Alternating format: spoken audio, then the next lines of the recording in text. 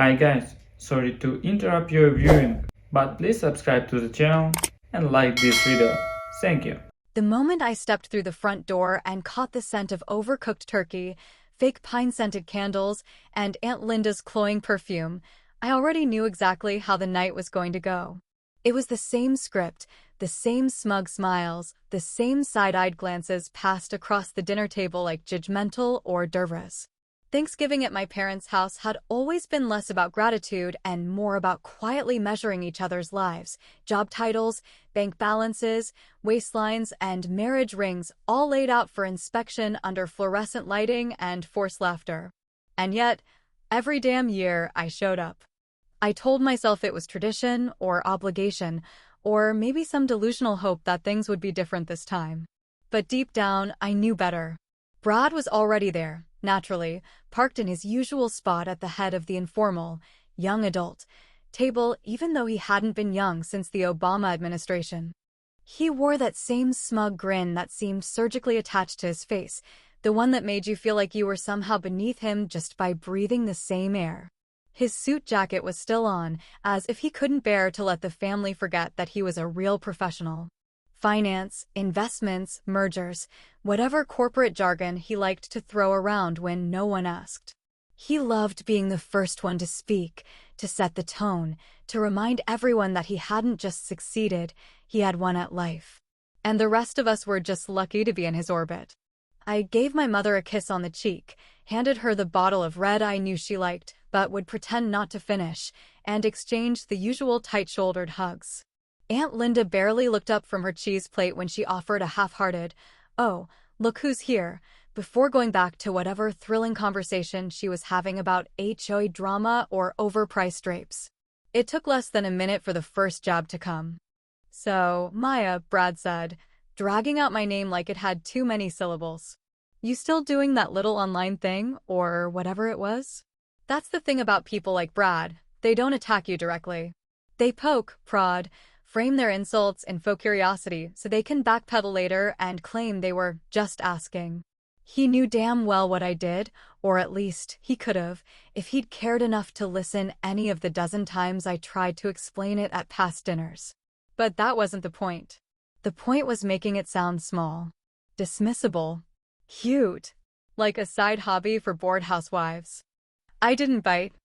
I just smiled and poured myself a glass of wine, slow and steady, the way you do when you want to take your time getting drunk enough to tolerate your own blood relatives.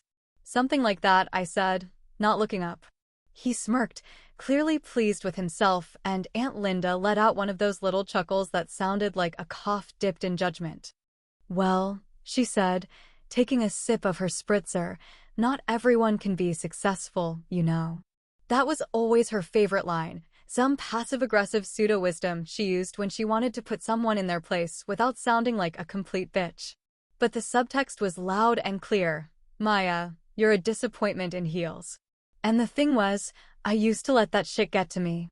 I used to go home from these dinners questioning every decision I'd made, wondering if I should have gone corporate like Brad, if I should have played the game, married some guy with a mortgage and a golf habit, popped out 2 kids and started baking sourdough just so I could be taken seriously. I used to sit there, drinking wine I couldn't afford and nodding politely while they talked about stocks and bonuses and destination weddings, pretending I didn't care that they saw me as less. But not anymore. Now, I watched them differently. I saw the cracks in the veneer, the tension in Aunt Linda's jaw when her Botox was wearing off, the way Brad kept checking his phone like he was expecting a crisis, the tightness in my sister Nora's smile whenever someone asked when she'd be settling down. Everyone here wore their insecurity like cologne, thick and choking, masked behind bragging and backhanded compliments. Still, I played my part. I listened while Uncle Rick ranted about lazy millennials even though I was pushing 40. I nodded while Aunt Linda praised Brad's latest promotion like he'd just cured cancer. I watched my mom pretend not to notice the way people talked down to her daughters. And through it all, I said almost nothing, just drank my wine, kept my mouth shut, and let them believe I was still the same girl they'd written off years ago. But what they didn't know, what none of them could possibly have imagined, was that the game had changed. I wasn't the same woman they used to pity. I wasn't here to prove anything anymore. I was here to watch the slow unraveling of their smug little delusions. And I was going to enjoy every damn second of it. Brad leaned back in his chair, folding his arms with the kind of self-satisfaction that only a man completely unaware of his own fragility could muster. "Well," he said, loud enough for the whole table to hear, "some of us actually have real careers." I took another sip of wine, let the silence stretch, then looked him dead in the eyes. "Good for you," I said. "Some of us actually have real leverage." He raised an eyebrow, clearly not getting it, and smirked again. "So you still doing that little online thing, or whatever?" I smiled, slow, deliberate, just enough to let him think he'd won. "Something like that," I said. And oh, if he only knew what was coming next. It always started the same way, like clockwork. Just after the first round of wine started sinking in and the turkey was still steaming in the center of the table, Uncle Rick clearing his throat like he was about to deliver a sermon, puffing his chest out like a rooster strutting through a barnyard, eyes already gleaming with the anticipation of hearing his own voice fill the room. There was always a moment where you could feel the shift. The unspoken signal passed between him and Brad like a baton in a relay race, the one that said, "All right, boys, time to remind everyone who really matters here." And so, without fail, the show began. "You know," Rick said, leaning back with one arm slung over the back of his chair like a man surveying his kingdom, "people these days don't understand what real work looks like anymore. Everyone wants quick money, remote jobs, flex hours, whatever the hell that means." He let out a condescending chuckle, the kind that always seemed to float just an inch above an insult. "When I was your age, I was putting in 12-hour days, 6 days a week, just to get a foot in the door." Brad jumped in like it was a planned duet, nodding along with that practiced enthusiasm that made it sound like he was adding depth instead of just echoing. "Exactly," he said, eyes darting to me with a casual flick, like I was a visual aid in his lecture. "The grind builds character. Some people just don't have that drive, you know? They'd rather start a podcast or post inspirational quotes on LinkedIn and call it a business." The table erupted in polite laughter, the kind that wasn't really laughter, more like social reflex, a collective exhale of agreement from people too scared or too disinterested to challenge the bullshit. I didn't say anything. I didn't need to. I just swirled my wine, watching the legs of the Merlot slide down the inside of the glass like slow-moving blood, and let the noise wash over me. Because that's what it was, noise. Loud, bloated, masculine noise designed to take up space and crowd out anything that didn't fit the narrative they had built for themselves. Aunt Linda, never one to miss her cue, dabbed at her lips with her monogrammed napkin and leaned forward with a gentle smile that somehow always managed to look like a sneer wearing lipstick. "But of course, not everyone needs to have a high-powered career," she said in that honeyed tone she used right before delivering a slap wrapped in silk. "Some people just need to find fulfillment in simpler things. Creative outlets, side projects, personal growth." Her eyes landed on me, her smile widening just slightly. "Isn't that right, Maya?" My sister Nora let out a nervous laugh, too quick, too high-pitched, the sound of someone trying to pretend they weren't suffocating under the weight of expectations. I saw the way her fingers fidgeted with the corner of her napkin, the way her eyes flitted from me to Aunt Linda like she wasn't sure which side to stand on. I didn't blame her. We'd both grown up in the same household where approval was currency and deviation was debt. But I'd long since stopped trying to cash in. "I'm fulfilled just fine," I said calmly, voice even, eyes locked on Linda's. "Thanks for your concern." She shrugged, unbothered, and turned back to her plate. The message had been delivered. I wasn't one of them. I never had been. And that meant I had to be pitted, minimized, or mocked, whatever it took to make them feel comfortable in their carefully curated little hierarchy. Uncle Rick launched into another story about how he once negotiated a contract with a handshake and a cigar, and Brad chimed in with some tale about an intern who cried during a quarterly review. I stopped listening. Their voices became background noise again, static behind the pulse in my ears. I glanced at Nora, who was still laughing too loudly, nodding too eagerly, trying to blend in like camouflage in a battlefield of egos. Eventually, I excused myself from the table, murmuring something about helping Mom in the kitchen. No one cared. They were too busy talking over each other, competing for the loudest voice, the most impressive anecdote, the most polished performance of success. As I walked down the hallway, the muffled voices fading behind me, I pulled my phone from my pocket and checked the notification that had just popped up. It was a single message from my attorney. Final sign-off confirmed. Transfer complete. Deal closed. I stared at it for a moment, thumb hovering over the screen, a small smile creeping across my lips. Then I typed a reply, short and sharp, like a needle through silk. It's done. Sign went through. I hit send and tucked the phone back into my blazer pocket, letting the silence of the kitchen wrap around me like a second skin. Behind me, I heard the shuffle of footsteps and the clatter of dishes. Someone else had come in, probably my mother, maybe my sister. I didn't turn around. I just stood there, hands resting on the counter, letting the weight of what I'd just done settle into my bones. It was done. The papers were signed. The transfer was complete. And none of them knew it yet. Not a single one of those arrogant bastards out there realized that their entire world had already started shifting beneath their feet. Just as I turned to head back toward the dining room, I heard Aunt Linda's voice trailing down the hallway, just loud enough to carry.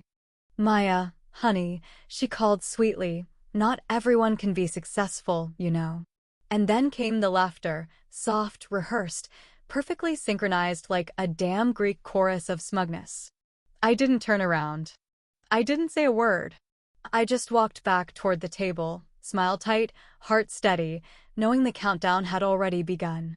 When I walked back into the dining room, the sound of clinking glasses and hollow laughter met me like a familiar slap to the face, sharp, cold, and laced with that same old family arrogance I'd come to know too well over the years.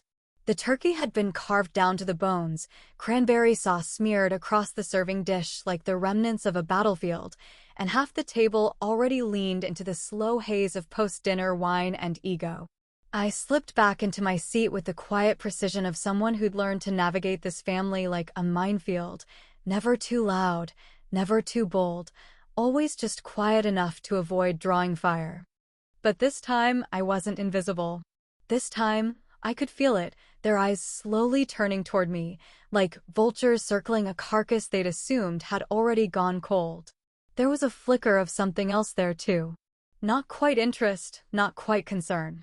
It was that thinly veiled curiosity that only emerges when people sense a story they haven't heard yet, a development they hadn't predicted, a variable they can't quite quantify. "So," Aunt Linda said, drawing out the word like it was laced with suspicion, "what's going on with you these days, Maya? Still doing your creative little projects?" It was amazing how she managed to weaponize the word creative like a backhand across the face. Her tone had just the right amount of condescension to make it clear that she wasn't genuinely asking. She was baiting, luring me into a space where she could smile while cutting me down. I smiled gently, knowing full well the next part of this dance. "Well," I said, casually folding my napkin on my lap, "I've been doing some consulting work lately. Project management, brand acquisitions, digital infrastructure. A little bit of corporate realignment, too." The silence that followed wasn't really silence. It was that awkward half-second where people try to figure out if you've said something important or just used big words to sound impressive. Brad leaned back in his chair, the corners of his mouth twitching like he was holding back laughter. "Consulting," he said, repeating the word like it was a punchline in a joke only he understood. "So, you help people who actually work?" A few chuckles scattered around the table, some polite, some genuine, some forced, but all of them carried the same undertone: disbelief, dismissal, derision. To them, I was still the lost soul chasing passion projects and pie-in-the-sky ideas while they walked around in suits and climbed imaginary ladders built on nepotism and recycled jargon. I didn't flinch. I'd heard worse from all of them in past years, when I'd been too broke to argue, too unsure to fight back, too tired to care. But not tonight. Tonight, I was holding cards none of them even knew were in the deck. "Yeah," I said slowly, swirling the stem of my wine glass between my fingers. "Sometimes I help people work smarter." Sometimes I help them sell the business before it collapses. Sometimes I just help them recognize when they're 2 quarters away from bleeding out under a bloated overhead. A few eyebrows raised, but the words didn't seem to land the way I wanted. They still weren't listening. They were hearing sounds but not meaning, processing sentences without realizing the implication. That was always the thing with people like this. They couldn't see the knife until it was already between their ribs. Uncle Rick gave a low grunt of amusement and said something about soft skills and fluff work, and I let it pass, just letting them continue the performance. Nora looked at me with a half-curious, half-concerned expression, like she wasn't sure if I was speaking in code or just being vague on purpose. I glanced at her, gave her a small nod, but I knew she couldn't decode the whole thing. Not yet. Then came the moment I'd been waiting for. The one that always arrived with painful predictability. Brad leaned forward with that smug smirk carved permanently onto his face, like a man who'd never had a real failure in his life, or at least never one he couldn't hide behind a bonus check. "But seriously, Maya," he said, loud enough to get everyone's attention again, "what is it you actually do? Like, for real? Do you sell software? Build websites? Flip Instagram accounts? What's the actual hustle?" And that's when I felt it, that flash of white-hot irritation crawling just under my skin, the kind that tempts you to throw your wine across the table and scream at everyone to shut the hell up for 5 minutes and maybe try listening like grown adults. But I didn't let it show. I never let it show. Instead, I leaned in, dropped my voice just slightly, and let the words slide out smooth and measured. "I buy things," I said, eyes locked on his. "Businesses. Brands. Companies on the edge of expansion. Or collapse. And I make them mine." You could have heard a fork drop. And yet, somehow, they still didn't get it. They were too entrenched in their own self-image to realize the weight of what I just said. Have you ever sat at a table full of people who think they know your worth better than you? Who smile in your face while quietly hoping you failed? Ever bite your tongue so hard it almost bled, just to keep the peace at a dinner you never even wanted to attend? Tell me in the comments, because I know I'm not the only one. Brad chuckled again, missing the point entirely. "Sounds like a lot of buzzwords to me. I mean, what do you even call that job?" I didn't answer. Not yet. Let them laugh now. They'd understand soon enough.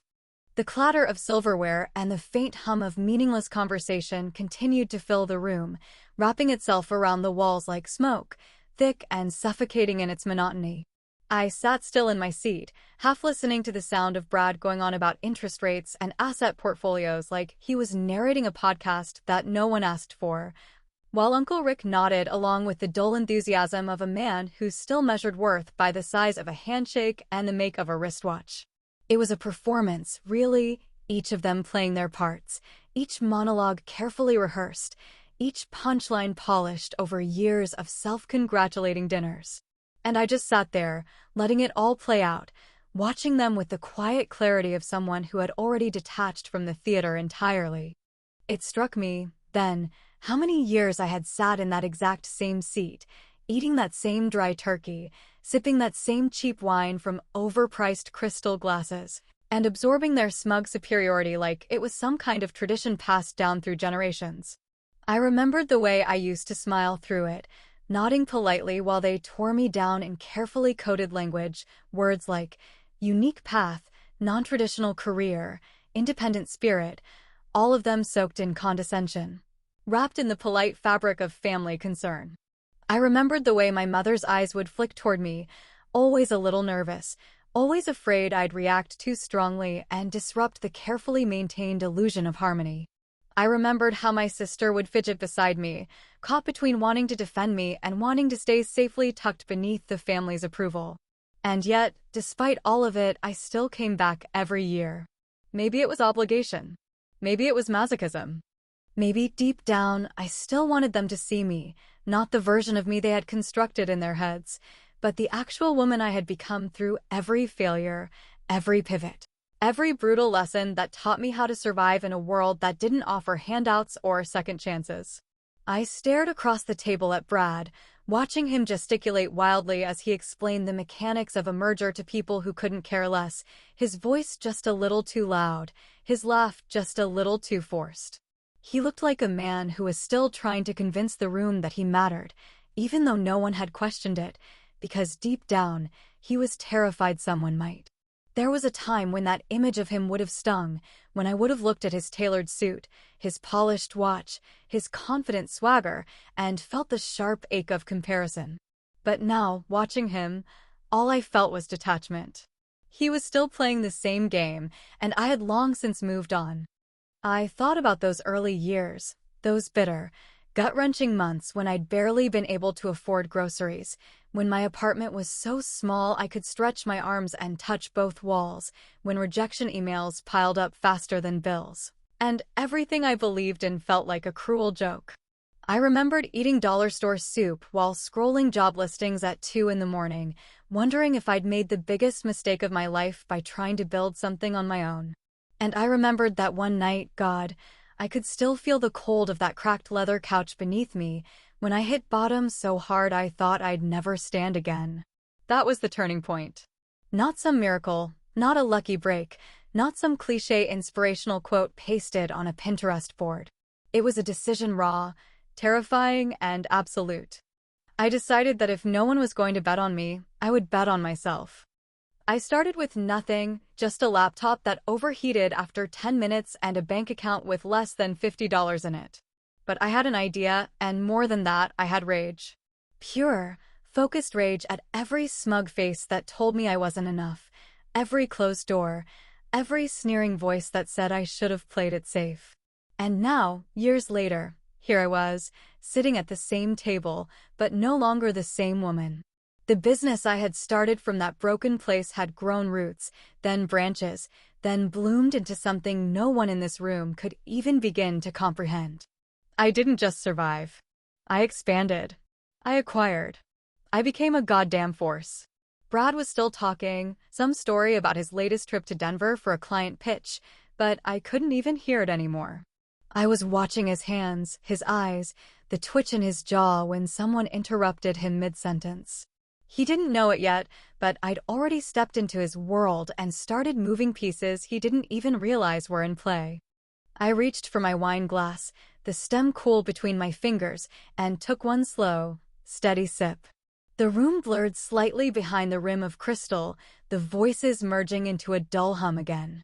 I set the glass down gently on the table, careful, deliberate, like setting the first domino upright. Then I reached into my purse without a word, the movement slow enough to draw attention without appearing staged. My fingers brushed against the edge of the smooth, white cardstock I had placed there hours earlier, almost like I knew this exact moment was coming. And of course I had. Brad glanced toward me, distracted for a second by the shift in energy, that faint prickle on the back of his neck that even his ego couldn't ignore. He smirked again, as if whatever I was about to say couldn't possibly matter. I held the card between 2 fingers and tapped it gently against the table twice, letting the rhythm speak louder than words. "You know what, Brad?" I said, my voice calm, almost too calm.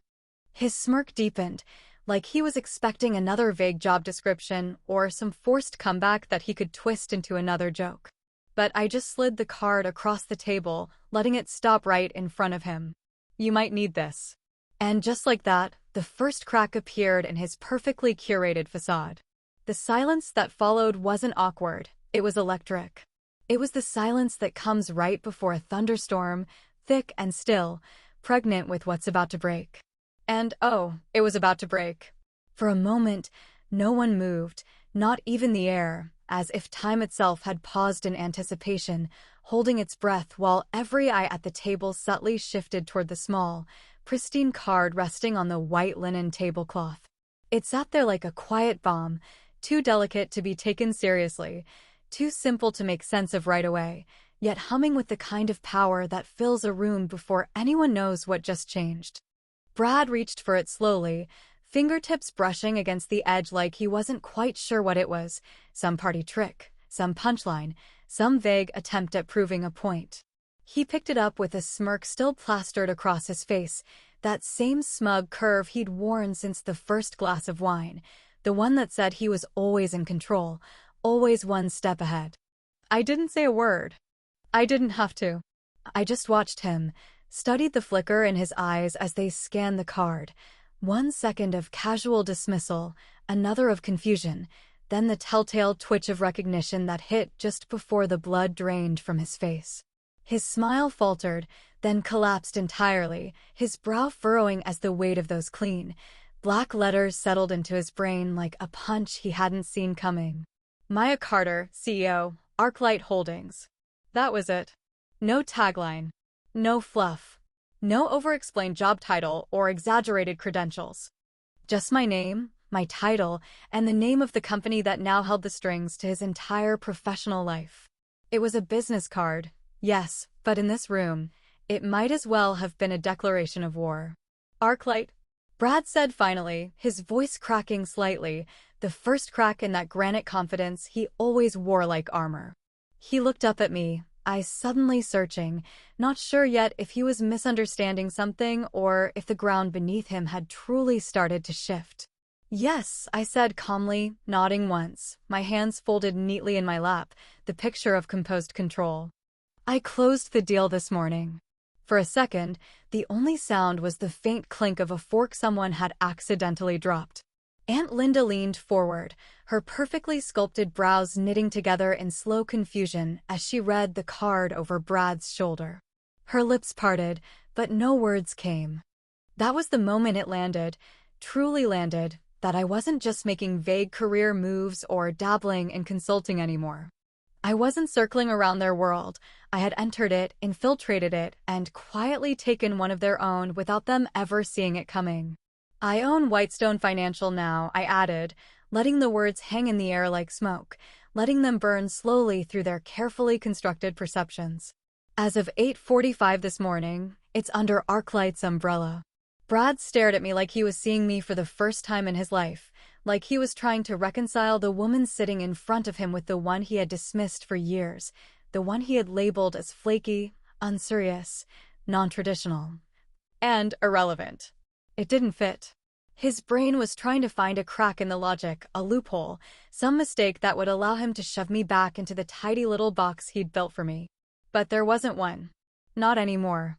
That's not possible, he said, almost under his breath, like he was talking to himself, trying to rewrite reality in real time. Whitestone's not for sale. It wasn't, there weren't any talks. There were, I said, tilting my head slightly. Just not with you. And then came the real silence, the cold, hard, soul-punching silence that follows a truth no one can spin or deny. I could see it on Aunt Linda's face, the way her mouth twitched like she wanted to say something but couldn't form the words. Uncle Rick looked like someone had just slapped him in the face with a legal document. My mother was frozen, wine glass halfway to her lips, unsure if she should look proud or terrified. Brad sat back in his chair, holding the card like it was some kind of cursed relic, fingers tightening around it just a little too hard. His eyes darted to me again, this time with something new behind them, not anger, not confusion, but fear. Real fear. The kind that comes when a man realizes his throne isn't nailed down after all. You bought the company? He said, barely audible now, voice flat with disbelief. I smiled, slow and sharp, just enough to twist the knife 1 inch deeper. No, Brad, I said, my voice smooth as silk. I bought your company. And that was when it all came apart. Aunt Linda let out a soft gasp like the air had been ripped from her lungs. Uncle Rick muttered something under his breath that sounded a lot like Jesus Christ. Nora looked at me like she didn't know whether to clap or crawl under the table. Even my mother, sweet, cautious, peacekeeping mom, blinked twice in stunned silence, her jaw slack with shock. Brad looked like a man trying to swallow glass. I didn't flinch. I didn't blink. I just sat there in that silence, letting it stretch, letting it thicken like a storm cloud gathering above a field that had been dry for too long. I wanted them to feel every second of it, the shift, the unraveling, the realization that I had never been the failure they'd painted me to be. I'd just been building something they never had the vision to imagine. And now they were standing in the shadow of it. None of them spoke. No one even dared to move. But I could feel it, the ripple beginning, the panic simmering just beneath the surface, the quiet dread clawing at Brad's throat as he realized exactly what it meant to be under new ownership. And I hadn't even told him the worst part yet. The moment those final words left my mouth, the room transformed from smug silence into frenzied chaos so quickly it felt almost surreal, like the entire table had suddenly been jolted awake from a long, self-satisfied slumber. The realization had landed like a grenade in the center of their perfect little holiday tableau, and now the shrapnel was flying in every direction, shocked gasps, stammered questions, frantic eye contact, and the frantic unraveling of every false assumption they had wrapped around themselves for years. It was as if the fragile web of superiority and illusion they'd spun so carefully had been sliced straight down the middle, and none of them knew what to do with the pieces. Uncle Rick slammed his hand against the table so hard the cutlery rattled, face flushed red with disbelief and the unmistakable scent of threatened pride. He pointed a thick finger at me like he was trying to pin the blame to my chest, like this moment was an act of betrayal instead of the inevitable reckoning it had always been. "You planned this," he said sharply, voice straining against his own rising anger. "You didn't just buy a business. You set this whole damn thing up like some kind of ambush." I didn't even flinch. His rage rolled off me like rain against armor, completely ineffective against the calm that had settled into my bones. I looked him square in the face and said, in the most even tone I could muster, "No, Rick. I didn't plan this. You did, years ago, when you all decided I wasn't worth listening to unless I spoke your language. All I did was finally learn to speak it louder." Aunt Linda was already shifting tactics, like the seasoned social operator she was, scrambling to reframe the situation in real time, trying to soften the blow with half-hearted smiles and paper-thin diplomacy. She reached for her wine glass, barely managing to hide the shake in her hand, then turned her gaze to me with a new kind of forced warmth that made my skin crawl. "Well, I mean, Maya, darling, if we had any idea you were doing something so substantial, we would have been much more supportive," she said, sweetening her words like syrup over poison. "You just always made it sound so small." "Maybe because you never asked," I said, meeting her gaze without blinking. "Or maybe you just never wanted to hear it." Nora sat in stunned silence, her expression unreadable, lips slightly parted, eyes darting between me and the rest of the family like she couldn't decide if she should apologize on their behalf or finally admit she'd known this whole time that they were never really listening. She opened her mouth once as if to say something, then closed it again. I caught her eye for a brief second and gave her a small nod, subtle and quiet, a silent message between sisters. "You're not crazy. They really are this shallow." Brad, meanwhile, hadn't said a word in several long, tense minutes. He was still gripping the card like it might change if he stared at it long enough, as if the reality of the situation could somehow be erased by sheer disbelief. The color had drained from his face, his jaw tense, lips parted but useless.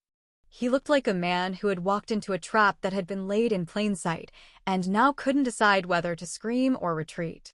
"Next week," I said, cutting through the noise with one final, deliberate blow, "you'll be reporting to someone new." I let the words settle for a breath, then added me.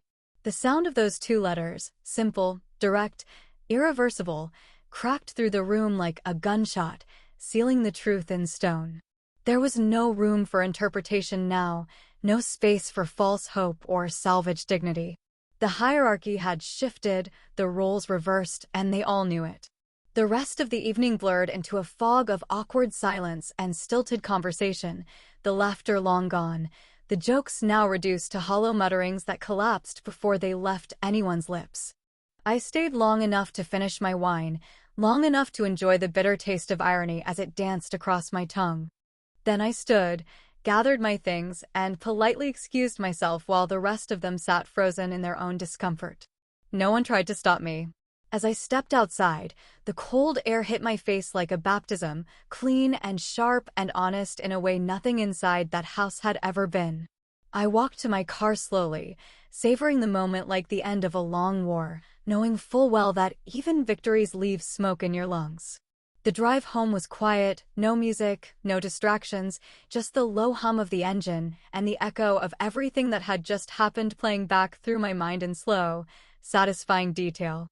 I didn't feel giddy. I didn't feel triumphant. I felt resolved, like something had finally, completely closed. But then my phone buzzed in the passenger seat. I glanced over and saw the notification light blinking, one new message from a number I hadn't saved, but somehow didn't surprise me. I tapped it open with one finger, reading the short, chilling words that lit the screen. What you did wasn't just a power move. It's a declaration of war. You've made enemies now. I stared at the message for a long moment, then felt a slow grin creep across my face, the kind that only comes when you realize just how deep the roots of your own strength go. I whispered under my breath, not to anyone in particular, not even to myself, but just into the night air. Good. Let them come. And as the city lights passed by my window, flickering like silent witnesses to a chapter that had been a long time coming, I realized something else too, something I hadn't dared say out loud until now. The funny thing about revenge, it never ends where you think it will. So tell me, what would you have done?